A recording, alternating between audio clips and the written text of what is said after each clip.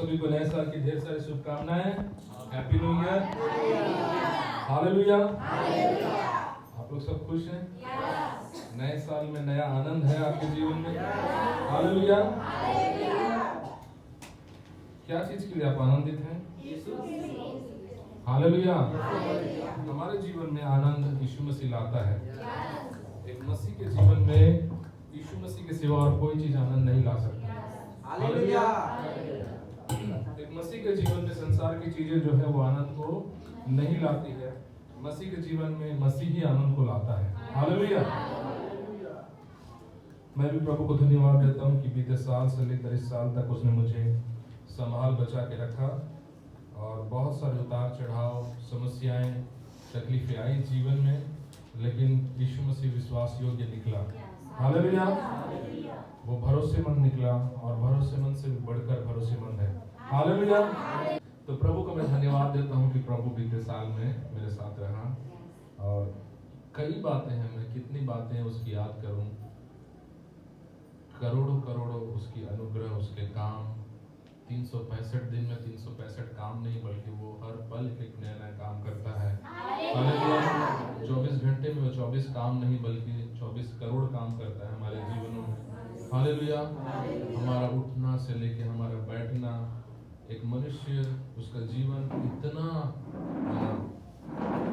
उसको क्या बोलेंगे, मैंने जिसका गारंटी नहीं होता है। जैसे कि एक पानी का बुलबुला होता है, उसको छूते ही फट जाएगा, उसको हम क्या कहेंगे? नाजुक। जीवन इतना नाजुक होता है। मनुष्य जितना भी अपने आप को ताकतवर बना ले, जितना भी व्यायाम कर ले, जितना भी अच्छा खाना खा ले, ये एक सच्चाई है कि मनुष्य का जीवन बहुत ही नाजुक है। हालेलुया। मनुष्य का जीवन बहुत ही नाजुक है। मनुष्य सोते सोते मर जाता है, बैठे बैठे खत्म हो जाता है, एक हिचकी आती है खत्म हो जाता है, पाँव जरा सा फिसला बाथरूम में खत्म हो जाता है। बहुत ही नाजुक है मनुष्य जीवन और हम इसमें बहुत सारे घमंड करते हैं और बहुत सारी योजनाएं बनाते हैं। और वो सारी योजनाएं जो हम बनाते हैं और उन योजनाओं को जब हम जीवन में होते हुए देखते हैं, उसको पूरा होने के लिए प्रभु ही अनुग्रह देता है, हम उसको देख सकें।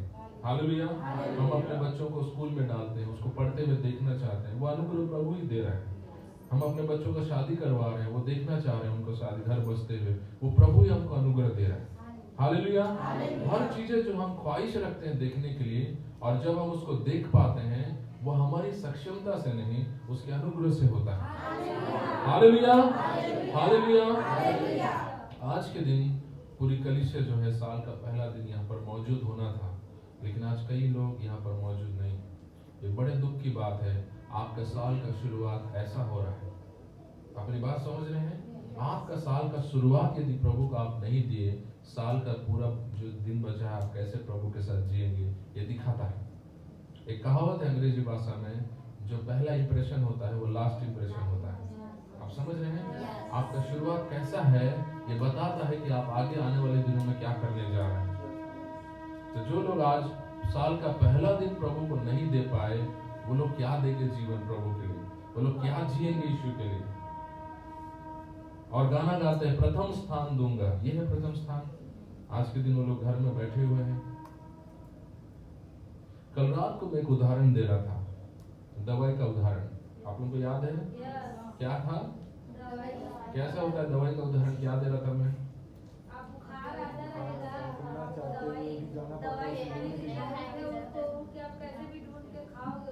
कितनों को बुखार हुआ है, एकदम कांपने वाला बुखार, कंबल ओढ़ के पूरा एकदम हाथ पांव कांपता रहेगा। तो नहीं से भाभी, वही से हाथ उठाना है, ठीक है? हाँ, सबको हुआ है। और जब आप कांप रहे होते हैं, उस समय आपको ऐसा लगता है कोई दवाई लाके दे दे और आप बिस्तर में बैठे बैठे उसको, लेकिन आप उस समय बिस्तर में से, जब कोई आपके घर में नहीं है, आप अकेले हैं, आपको क्या करते हैं? आप पूरा ताकत जुटाते हैं, दवाई को खोजते हैं। आप कभी नहीं बोलते हैं कि मेरे को अच्छा लगेगा तब मैं जाऊंगा दवाई खाने के लिए, ऐसा बोलते हैं क्या? आपको पता है अगर मैं दवाई खा लूं तो मैं ठीक हो जाऊंगा। उसी तरह जब हम प्रभु के भवन, जब प्रभु को हम देखते हैं, हमारे दिल में भी वही भावना आनी है, भले मेरे शरीर में जितना भी तकलीफ हो, जितनी भी समस्याएं हो, जितना भी काम हो, मुझे हर चीज को साइड करके हमको जाना है प्रभु के लिए। हालेलुया। साल का पहला दिन मुझे उसको महत्व देना है, उसको आदर देना है, तब हम बोल पाएंगे प्रथम स्थान दूंगा। हालेलुया। तो आइए इस समय हम प्रभु के वचन में चलें। और आज मैं आपके सामने, जैसे एक नया साल हमारे सामने आया 2025, जैसे जैसे साल एक एक हमारे जीवन के सामने आ रहा है, एक नया नया साल जैसे जैसे हम सामना कर रहे हैं और एक पुराना साल जैसे जैसे हमारा बीतते जा रहा है, ये आया हुआ हर एक साल हमको ये बात ऐलान कर रहा है कि हमारा प्रभु का आगमन निकट होते जा रहा है। हालेलुया। जितना भी साल हम देख रहे हैं, आगे बढ़ रहे हैं, हमारा साल नहीं बीत रहा है, हमारा कदम हमारे प्रभु के आगमन के निकट बढ़ते जा रहा है। हालेलुया। और उसका आना तय है। अपने पड़ोसी को बोलो, उसका आना निश्चित है। हालेलुया। उसका आना झूठा होता अगर उसका पैदा होना झूठा होता। यीशु का जन्म यदि झूठा होता तो उसका दोबारा आना भी झूठा होता। उसका क्रूस पर चढ़ाया जाना यदि झूठ होता तो उसका अपना कलीसिया को उठाना भी झूठ होता। हम इसको एक काल्पनिक कहानी बोलते अगर यीशु मसीह का जन्म ही नहीं होता। उसका जन्म होने के पहले उसके लिए भविष्यवाणियां की गई, हजारों हजारों भविष्यवाणियां हुई कि वो जन्म लेगा, और उस शास्त्र को पूरा करने के लिए वो जन्म लिया। हजारों भविष्यवाणियां हुई कि वो किस तरह पिता का राज्य को फैलाएगा, और उसने उस राज्य को फैलाया। हजारों भविष्यवाणियां हुई कि वो कैसे मौत मरेगा, कौन से दिन मरेगा और कहां पर मरेगा। उसने वचन को पूरा किया। हजारों भविष्यवाणियां हुई कि वो मरकर मृत्यु और कब्र के आघोष में नहीं रहेगा, बल्कि उसको जय करके वो निकलेगा, और उसने उस बात को पूरा कर दिखाया। हालेलुया। और ये बातों को स्वीकार करने के लिए आपको आत्मिक होने की जरूरत नहीं। मेरी बात आप समझ रहे हैं? ये जितनी भी बातें मैं आपको बताया, इन बातों को समझने के लिए और इनको स्वीकार करने के लिए आपको क्रिश्चियन होने की जरूरत नहीं, आपको कोई आत्मिक व्यक्ति होने की जरूरत नहीं।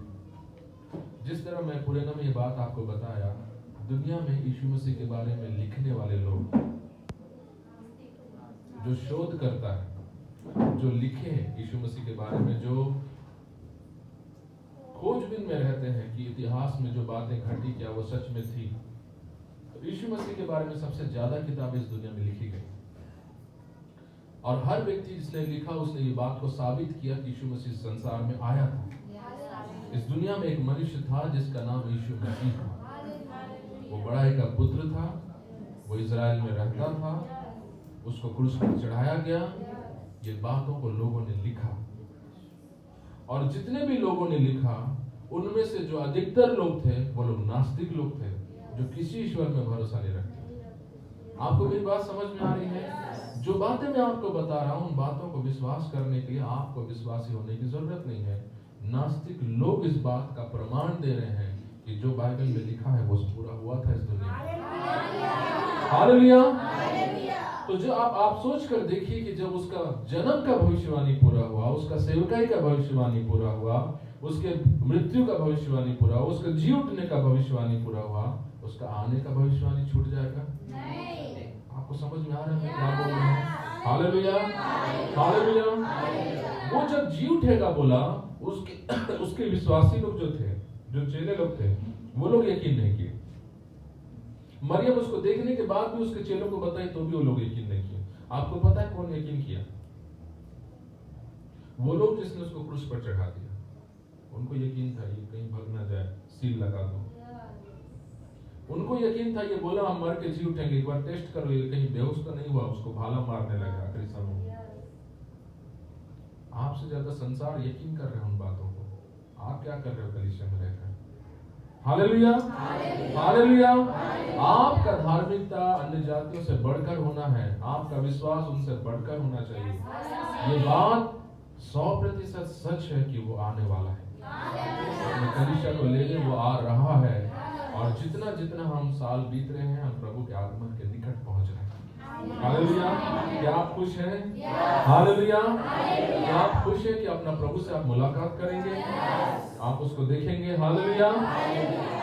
आज हम लोग सुनेंगे कि जो उठा लिया जाना है, उठा लिया जाना दो तरीके से।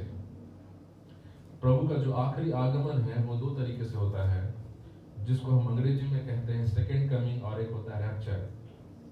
रैप्चर का मतलब होता है उठा लिया जाना, और सेकेंड कमिंग का मतलब होता है दूसरा बार आना।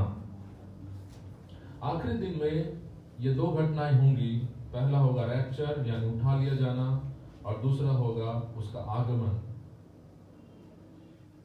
जब कलीसिया उठा लिया जाएगा तो प्रभु पृथ्वी पर नहीं आएगा, वो बादलों पर आएगा। हालेलुया। और जब वो बादलों पर आएगा, हम यहां से उसके पास पहुंचाए जाएंगे। हालेलुया। जब वो कलीसिया को उठाएगा, उस समय दुनिया उसको नहीं देखेगा, उस समय कलीसिया उसको देखेगी। आप मेरी बात समझ रहे हैं? बहुत ध्यान से सुनिए। अगर आप ध्यान से नहीं सुनेंगे, जो बातें मैं आपको बता रहा हूं, आप उन चीजों को खो देंगे। पहला बार जो होगा वो होता है कलीसिया का उठा लिया जाना। जब यीशु मध्याकाश में आएगा, कलीसिया को उठा लेगा। परमेश्वर का वचन कहता है जो प्रभु में सोए हैं, मरे हुए हैं, वो पहले उठेंगे।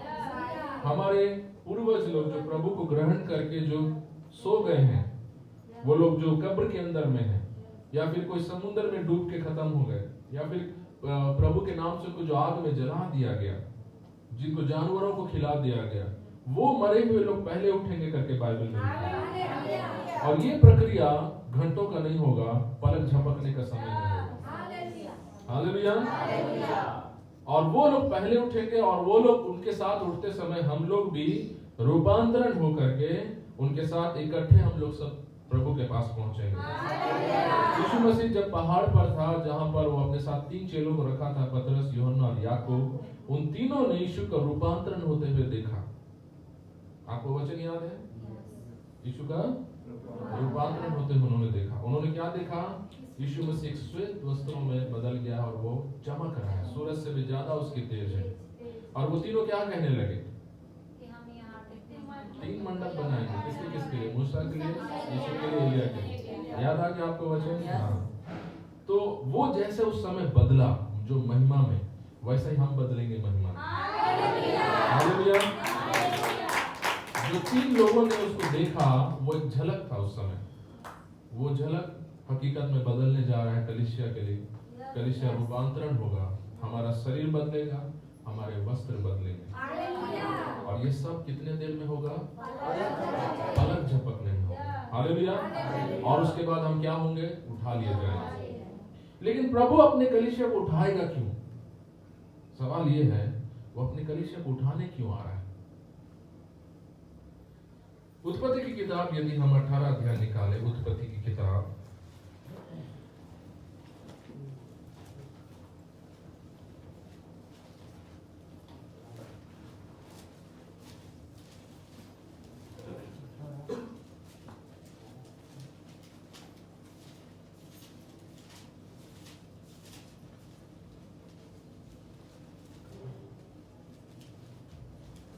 यदि 16 से आप घर में पढ़ेंगे, मैं आपको पूरा नहीं पढ़वाऊंगा, लेकिन आप लिख लीजिए 18 अध्याय का 16 वचन से यदि आप घर में जाके पढ़ेंगे, यहाँ पर एक बातचीत हो रही है। किसका? अब्राहम का परमेश्वर के साथ। परमेश्वर जो है वो सोदोम और उमरा को नाश करने जा रहा था। कौन से देश को? वो इसलिए नाश कर रहा था क्योंकि वहां से लोग चिल्ला रहे हैं कई सालों से कि प्रभु इस देश पर दया कर, हमारे ऊपर दया कर, यहाँ के लोग हमें बहुत परेशान कर रहे हैं। आपको कुछ समझ में आ रहा है? क्या लोग प्रार्थना कर रहे थे? सोदोम और उमरा पूरे पाप से भरा हुआ था, गंदगी से भरा हुआ था, और वहां पर लूत और उसका परिवार ही बचा था जो धर्मी थे। और वो परिवार परमेश्वर को मानने वाला, वो दुष्ट लोगों के बीच में उस मोहल्ले में फंसा हुआ था, और हर दिन के होने वाले अत्याचारों से वो लोग तंग आ गए थे। जैसे आज कलीसिया तंग आ गई, आए दिन कहीं ना कहीं पास्टर्स मर रहे हैं, आए दिन कहीं ना कहीं कलीसिया को जला दिया जा रहा है, विश्वासियों को बांध कर पीटा जा रहा है, उनसे नारे लगवाए जा रहे हैं, चर्चों में घुस जा रहे हैं लोग। ये सिर्फ छत्तीसगढ़ में नहीं हो रहा, भारत में देखिए सब जगह हो रहा है। और पूरा विश्व में भी ये चीजें हो रही है। आज अरबों विश्वासी लोग जो है सताव से गुजर रहे हैं। हर दिन अरबों विश्वासी हर दिन सताव से गुजर रहे हैं, और हर जगह लोग जो है उस आग में झुलस रहे हैं, उस सताव के आग में। कोई उस आग का गर्मी को महसूस कर रहा है, तो कोई उस आग में थोड़ा सा फोड़े निकल आ रहे हैं, तो कोई उस आग में पूरी तरह जलकर राख हो रहा है। लेकिन वो सताव का आग जो है, उसकी गर्मी जो है लोगों को छू रही है। लोग जो उसमें झुलस रहे हैं, तड़प रहे हैं। कई जगह वो तीव्र है, कई जगह कम है, लेकिन हो ही रहा है। और लोग जो है इस पृथ्वी से, यदि आप पृथ्वी के ऊपर में बैठ करके, परमेश्वर के स्थान में बैठ करके यदि आप सुने आवाजों को, तो दिन रात जो है इस पृथ्वी से आवाज जा रही है कि प्रभु आप कब आओगे, प्रभु कब तक हम सहेंगे, प्रभु हम कब तक इस दुनिया में रहेंगे, ये दुनिया हमको सता रही है, ये लोग हमको मार रहे हैं, प्रभु हमको निकालो यहाँ से। आप सुन रहे हैं मैं क्या बोल रहा हूँ? जो लोग अपने प्रियजनों को खोए हैं, जिनके घर जला दिए गए, जिनको रोड पर बिना वस्त्रों को घुमाया गया, उनका आवाज आपको सुनाई देगा अगर आप वहां पे पहुंचेंगे तो। और ये पृथ्वी के चारों तरफ हो रहा है। चर्च के अंदर बॉम्ब फेंक दिया जा रहा है, लोगों को मार दिया जा रहा है। एक पति पत्नी के सामने में एक न्यूज आया, वो पति पत्नी के सामने, उनका पत्नी और बच्चे के सामने में उनका जो पति था, वो पास्टर था, उसको गोली मारकर सामने में हत्या कर दिया गया, और माँ और बेटा जो है वो देखते रहे उसके पिता को मरते हुए। ये दुनिया में आए दिन चल रही है हर जगह, और दुनिया से सोदोम और गोमोरा की तरह जो है चीखें जा रही है ऊपर, हमारा न्याय करो, हम पर दया करो, हमको निकालो यहाँ से। और परमेश्वर न्याय करने वाला परमेश्वर है। आप वचन पढ़िए, जब जब उसके लोगों ने उसको पुकारा, वो आया उसके लोगों को बचाने के लिए, छुड़ाने के लिए। मिस्र देश की गुलामी में इजरायली लोग 400 साल तक वो चिल्लाते रहे, और एक दिन आया, वचन में लिखा है कि परमेश्वर ने अपना कान दिया और बोला मैं इनकी सुधि लूंगा। और वो आया, मूसा के पास आकर बात करने लगा, इनको मुझे छुड़ाना है करके। हालेलुया। सोदोम और गोमोरा में जब लोग रोने लगे कि हमको छुड़ाओ यहाँ से, इनके बीच से निकालो, परमेश्वर आया और उस बात का सुधि लेने के लिए वो अब्राहम के पास गया और बोला मैं जा रहा हूँ उस देश को खत्म करने के लिए, क्योंकि वहां से लोग मुझे पुकार रहे हैं। मैं देखने जा रहा हूँ कि क्या सही में वहां पर मेरे लोगों को सताया जा रहा है। और अब्राहम वहां पर उससे चर्चा करने लगा। अब्राहम को पता था कि सोदोम और गोमोरा जहाँ पर जा रहा है परमेश्वर नाश करने के लिए, वहां पर मेरा भतीजा रहता है। उसके भतीजे के नाम क्या था? लूत। और वो डर गया कि परमेश्वर जब उस देश को खत्म करेगा, उसके साथ साथ उसका भतीजा भी खत्म ना हो जाए। और फिर वो परमेश्वर से मोल भाव करने लगा।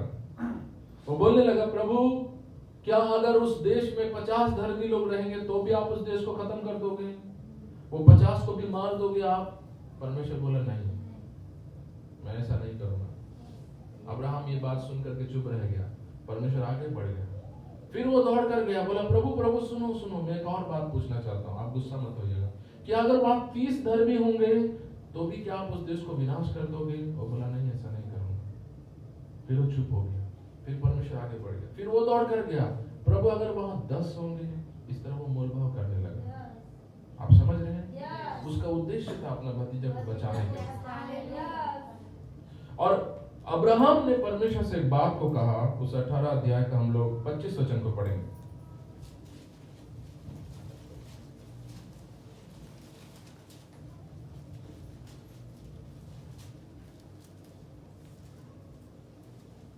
उत्पत्ति 18 अध्याय 25 पर, इस प्रकार का काम करना तुझसे दूर रहे कि दुष्ट के संग धर्मी को भी मार डाले, और धर्मी और दुष्ट दोनों की एक ही दशा हो।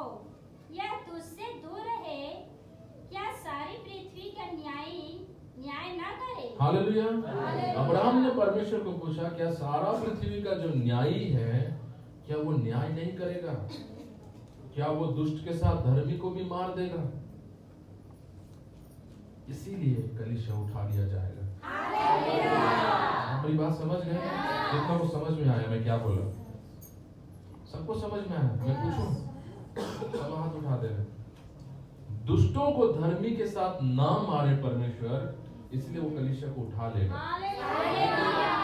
कलीसिया उठाया जाना जरूरी है ताकि संसार पर परमेश्वर दंड को ला सके।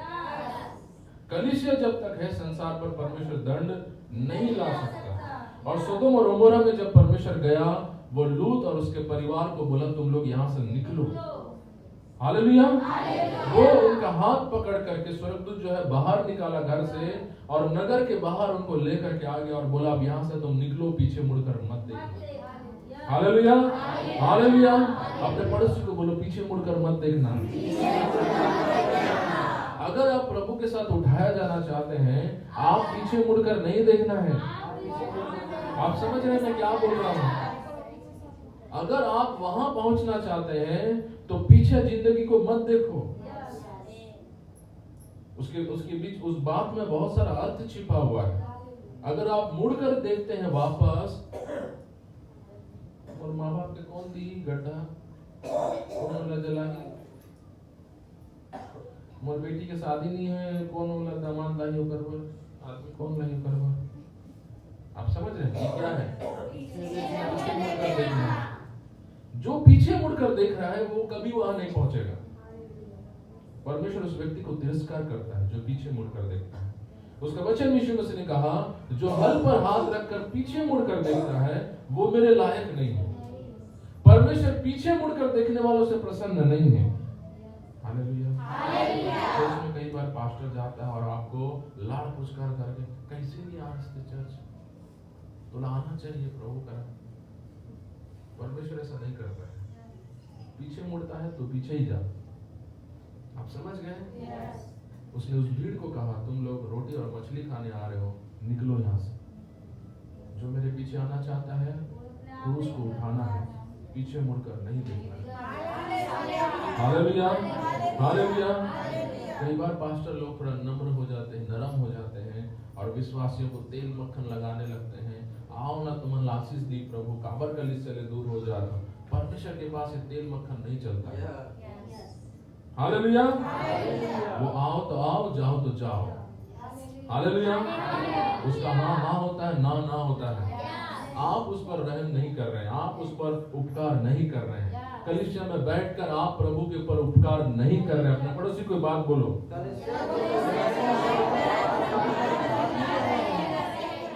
बोलिए सूरज भाई, आप भी बोलना है, कलीसिया में बैठे हैं तो बोलिए, बोलिए, सब लोग बोलिए एक दूसरे को।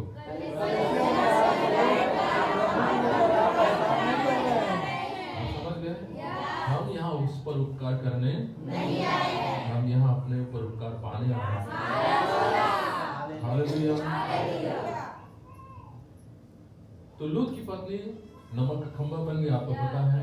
और जैसे ही लूत और उसका परिवार निकला, परमेश्वर ने उस देश को खत्म कर दिया, नाश कर दिया। आग और गंधक से बारिश बरसाई और उस वहां का ना एक नगर, एक शहर, एक दिन का कुछ भी नहीं बचा, सब राख हो गया।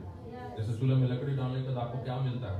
राख मिलता है। पूरा शहर जो है, नगर जो है सोदोम और उमरा, वो राख बन गया। आज तक उसका एक भी वहां पर कुछ नहीं मिला, सब पिघल गया। इसलिए परमेश्वर जो है इस संसार पर दंड को लाने के पहले वो कलीसिया को निकालेगा, जैसे वो लूत का परिवार को निकाला। ये बात यशायाह की किताब उसका 26 अध्याय का 20 वचन में लिखा हुआ है। पढ़िए यशायाह का 26 अध्याय उसका 20 वचन। यशायाह 26 अध्याय 20 पद। हे मेरे लोगों, आओ अपनी अपनी कोठरी में प्रवेश करके किवाड़ों को बंद करो। थोड़ी देर तक, जब तक क्रोध शांत ना हो, तब तक अपने को छिपा रखो। परमेश्वर क्या कहता है? आओ कोठरी में छिप जाओ, जब तक, यानी जब तक इस दुनिया पर दंड पूरा ना हो जाए तुम छिपे रहो। ये होता है कलीसिया को उठा दिया जाना। परमेश्वर आपको हटा के इस दुनिया से, इस दुनिया को नाश करने के लिए जा रहा है, जिसको हम कहते हैं उठा लिया जाना। आप समझ गए? उठा लिया जाने का मकसद होता है कलीसिया को नाश से बचाना, दंड से। उसका आगे का वचन पढ़िए, क्या लिखा है? क्योंकि देखो, यहोवा पृथ्वी के निवासियों को अधर्म का दंड देने के लिए अपने स्थान से चला आता है, और पृथ्वी अपना खून प्रकट करेगी और घात किए हुओं को और अधिक ना छिपा रखेगी। हालेलुया। परमेश्वर इस पृथ्वी को ऐसा दंड देगा। वचन लिखा है पृथ्वी, क्या लिखा है खून के बारे में? खून प्रकट करेगी, यानी ये पृथ्वी खून से भर जाएगा। इस पृथ्वी पर परमेश्वर परमेश्वर का वचन जब हम पढ़ते हैं ना, हम परमेश्वर का काम को फटाफट होते